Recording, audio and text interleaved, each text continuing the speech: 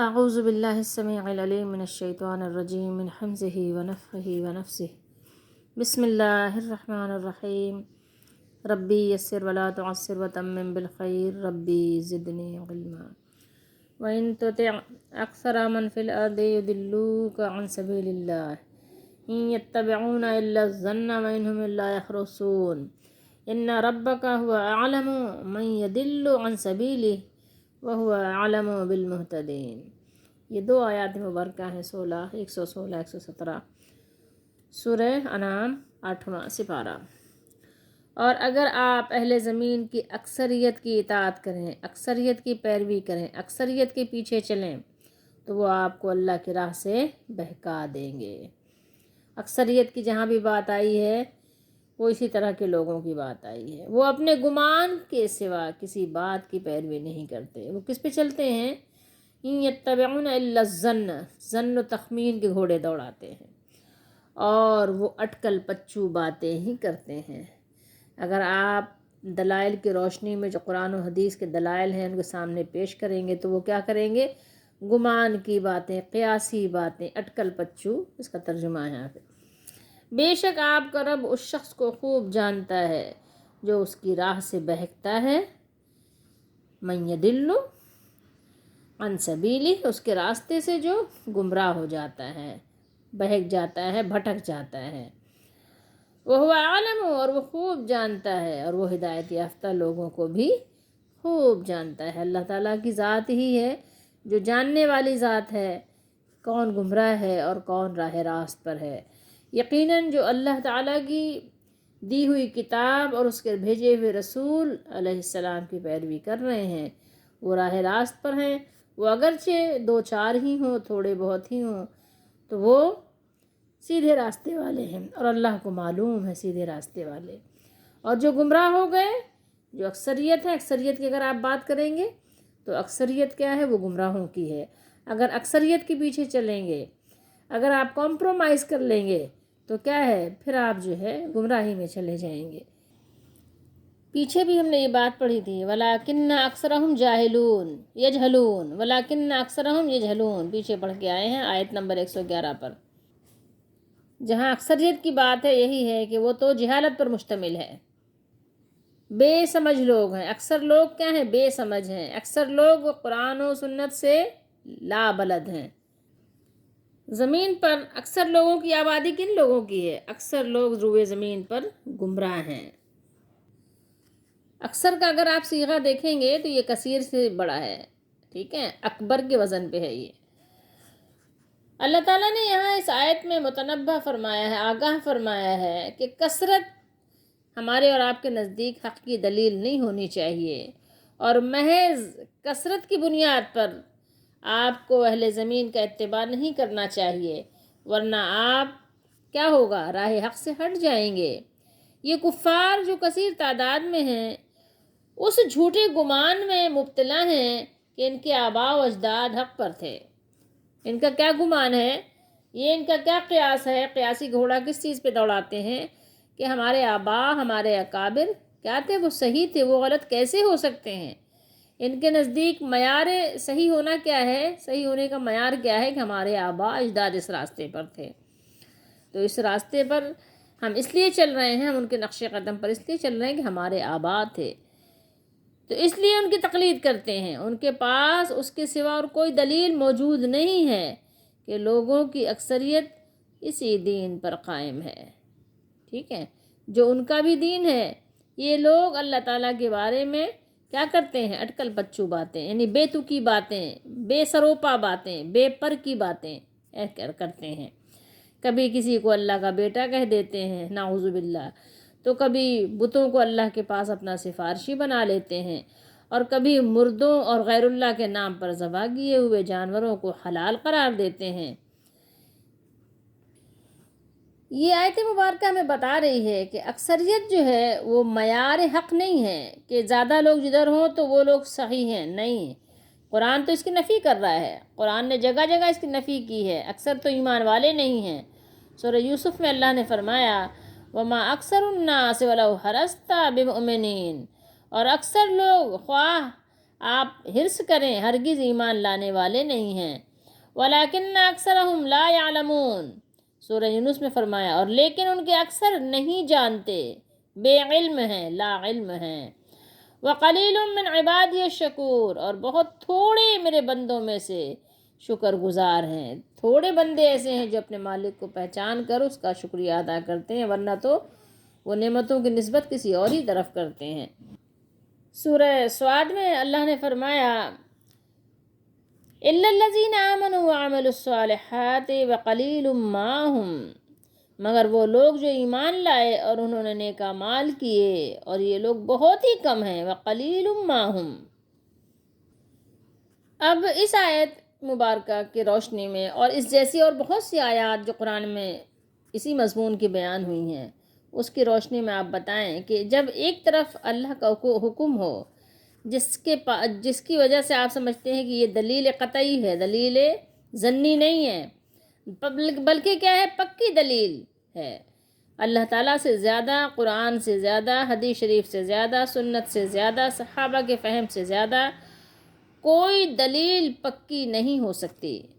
اور پھر ایک طرف کیا ہو، اکثریت ہو جن کی بنیاد کیا ہے، محض ان کے گمان ہیں، ان کے قیاس ہیں، ان کی تعویلات ہیں، ان کی اٹکل ہے، ٹھیک ہے، بے سروپا، بس ان کا گمان، ان کی ظن و تخمین ہے۔ تو اور اس اٹکل کی بنیاد پر انہوں نے بے شمار حرام چیزوں کو اپنے لیے حلال کر لیا ہے، طرح طرح کے جو سود ہی دیکھیں، نام بدل بدل کے اس کو حلال کر لیا ہے، شرک کو حلال کر لیا ہے، طرح طرح کے انداز سے شرک کرتے ہیں، پھر اس کو حلال کر لیا عجیب عجیب قسم کے انداز سے۔ اس کے علاوہ بے شمار چیزیں ایسی ہیں جنہوں نے حلال کر دیا، بے حیائی، بے شرمی، بے غیرتی کو انہوں نے حلال کر لیا ہے، ٹھیک ہے، اور بے شمار حلال چیزوں کو حرام قرار دے دیا ہے۔ تو بتائیے حق کس طرف ہوگا؟ اس لیے اس آیت میں اللہ کے حکم کے مقابلے میں اہل زمین کی اکثریت کی اطاعت سے کیا کیا؟ منع کیا۔ اکثریت کی اطاعت کریں گے تو کیا ہے، اللہ کے حکم سے، اللہ کے راستے سے دور ہو جائیں گے۔ إِن يَتَّبِعُونَ إِلَّا الظَّنَّ وَإِنْ هُمْ إِلَّا يَخْرُصُونَ۔ یہ یخرسون کیا ہے؟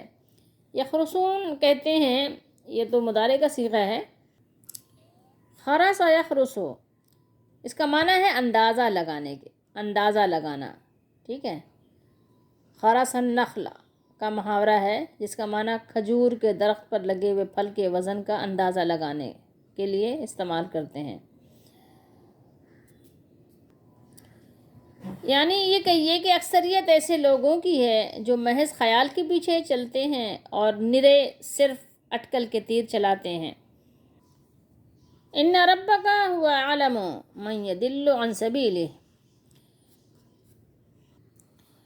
ان ربک، بے شک یہ یقینی بات ہے، بلا شبہ کہ اللہ تعالیٰ جانتے ہیں ان لوگوں کو خوب اچھی طریقے سے جو اللہ تعالیٰ کے راستے سے بھٹکے ہوئے ہیں، اور وہ بھٹکنا ان کے لیے کیا ہے، آسان ہے، آسانی کے ساتھ گمراہی کے راستے پہ چلتے چلے جاتے ہیں۔ وَهُوَ أَعْلَمُ بِالْمُهْتَدِينَ، اور اللہ تعالیٰ ان لوگوں کو بھی خوب اچھی طریقے سے جانتے ہیں، اللہ تعالیٰ ان سے بھی خوب واقف ہیں جو راستے پر اللہ کے بتائے ہوئے، اللہ کے پسندیدہ طریقے پہ چل رہے ہیں، اور ان کے لیے اسے آسان بنا دیا ہے۔ سیدھے راستے پہ چلنا مومنین کے لیے اللہ نے آسان بنا دیا ہے، اور ہر ایک کے لیے اسے آسان بنا دیتے ہیں اللہ تعالیٰ جس کے لیے اسے پیدا کیا گیا ہے۔ حضرت ابراہیم علیہ السلام اکیلے تھے، لیکن کیا تھا، حق انہی کی طرف تھا، وہی حق پہ تھے، اور جو لوگ گمراہی پہ تھے بہت بڑی جماعت تھی، ان کی بہت بڑی تعداد تھی، لیکن وہ حق پر نہیں تھے کیونکہ وہ اللہ تعالیٰ کے بتائے ہوئے اس کے راستے پر نہیں تھے، تو اس لیے حق ان کی طرف نہیں تھا۔ تو حق آپ یاد رکھیں کہ کبھی بھی اکثریت کی طرف نہیں ہوتا۔ اگر آپ اللہ تعالیٰ کے بتائے ہوئے طریقے پر ہیں، قرآن و سنت پر ہیں، تو اگرچہ آپ اکیلے ہیں لیکن آپ حق پر ہیں، دو ہیں، چار ہیں، حق پر ہیں۔ حدیث شریف میں ہے کچھ نبی قیامت کے دن اکیلے آئیں گے، ان کا ایک بھی ماننے والا نہیں ہوگا، اور کچھ نبی ایسے آئیں گے جن کا ایک ہی ماننے والا ہوگا۔ سب سے زیادہ کثیر تعداد نبیوں میں جو ہے امتیوں کی، ماننے والوں کی، وہ ہے موسیٰ علیہ السلام کی۔ موسیٰ علیہ السلام کی امت بڑی امت ہے ایک، لیکن اس کے بعد ہمارے نبی صلی اللہ علیہ وسلم ہیں۔ اور حدیث شریف ہے کہ جنت میں جتنے لوگ جائیں گے، یعنی یہ سمجھ لیجئے کہ اگر جنت میں 1 کروڑ لوگ جا رہے ہیں یا 1 ارب لوگ جا رہے ہیں، تو اس میں 50 ارب جو ہے، 1 ارب میں سے 50 کروڑ جو ہے وہ ہمارے نبی صلی اللہ علیہ وسلم کی امت ہے، اور 50 کروڑ میں سارے نبیوں کی امت ہوگی، جتنے نبی آپ صلی اللہ علیہ وسلم سے پہلے آئے، آدھے آپ کی امتی ہوں گے۔ مسلم شریف میں اس حدیث شریف کی ڈیٹیل ہے، کبھی انشاءاللہ آپ کو سنائیں گے کہ یعنی جتنے بھی ہیں، بٹ 1 کروڑ میں نے ایک ایسے لمسم آپ کو بتا دیا، لیکن یہ ہے کہ مطلب آپ صلی اللہ علیہ وسلم نے فرمایا کہ آدھے امتی آپ صلی اللہ علیہ وسلم کے ہوں گے، اور آدھے امتی تمام نبیوں کے ملا کر ہوں گے، سمجھ رہے ہیں بات کو؟ اور اس میں بھی آدھے نبیوں کے آدھے جو امتی ہوں گے سارے نبیوں کے، اس میں سب سے بڑی جماعت پچھلے یعنی نبیوں میں موسیٰ علیہ السلام کی ہوگی۔ آپ صلی اللہ علیہ وسلم ان کو دیکھ کر سمجھیں گے کہ یہ میری امت ہے، لیکن بتایا جائے گا کہ نہیں، یہ موسیٰ علیہ السلام کی امتی ہیں۔ تو اب آپ خود اندازہ لگا لیجئے کہ کچھ نبی قیامت کے دن کیسے آئیں گے؟ اکیلے آئیں گے، ایک بندے نے بھی ان کی بات ہی نہیں مانی، اور کچھ نبی ایسے آئیں گے جن کا ایک امتی ہوگا، صرف ایک بندے نے بات مانی۔ اب ہمارے ہاں کیا کہا جاتا ہے کہ ہاں تمہارے ساتھ ہیں کتنے لوگ، تم ہو ہی کتنے، تمہاری تعداد ہی کتنی ہے؟ بھائی تعداد نہیں دیکھو، دلیل دیکھو، تم ظن و تخمین کے پیچھے مت چلو، ٹھیک ہے؟ بات یہ ہے کہ اگر آپ حق پر ہیں تو آپ تھوڑے ہی ہوں گے، اور جو بہت بڑی جماعت ہے، جس کو اللہ نے بھی زیادہ کہا ہے، جس کو اللہ نے بھی کثیر کہا ہے، جس کو اللہ نے بھی غلبہ اور غالب ہونا کہا ہے، وہ بھی کتنے ہیں؟ 1.25 لاکھ صحابہ ہی تو ہیں۔ اب آپ بتائیں نا، کیا اس وقت دنیا میں کیا صرف 1.25 لاکھ لوگ تھے؟ کافروں کی بڑی تعداد تھی، قیصر و کسریٰ کی بہت بڑی بڑی جماعتیں تھیں، لیکن صحابہ کرام کتنے تھے؟ صرف 1.25 لاکھ تھے، اور اسی کو اللہ نے غلبہ فرمایا کہ غالب کر دیا، اسلام غالب ہو گیا، اسلام کے ماننے والے غالب ہو گئے، غلبہ پا لیا۔ کس لحاظ سے؟ حق کے لحاظ سے، کہ وہ حق غالب آ گیا، ورنہ کبھی بھی مسلمانوں کی تعداد زیادہ نہیں رہی ہے۔ صحیح طریقے سے ایمان لانے والے، صحیح راستے پہ چلنے والوں کی بات ہو رہی ہے۔ ویسے تو ظاہر ہے دعویٰ کرنے والوں کی بات تو آپ چھوڑ دیجئے، دعویٰ کرنے والے تو آپ کو بہت سے ملیں گے۔ دعویٰ جب صحیح ثابت ہوتا ہے جب اس کے ساتھ دلیل بھی ہو، تو باطل نظریات کے علمبردار خود نور یقین سے محروم ہوتے ہیں۔ ان کا سارا دار و مدار کس پر ہوتا ہے؟ قیاس، گمان، ٹھیک ہے، اٹکل پچو پر ہوتا ہے۔ ان کے پاس کوئی ٹھوس اور علمی دلیل ہوتی ہی نہیں ہے۔ اگر تم ان کے بہکانے سے بہک گئے اور قرآن کی یہ تمام یقینی براہین اور دلائل کو نظر انداز کر دیا تو تم گمراہ ہو جاؤ گے۔ یاد رکھو، تمہیں قرآن کے راستے پہ چلنا ہے، سنت کے راستے پہ چلنا ہے۔ رسول اللہ صلی اللہ علیہ وسلم نے ایک ایک بات بتا دی، بیان کر دی، کچھ چھپایا نہیں ہے۔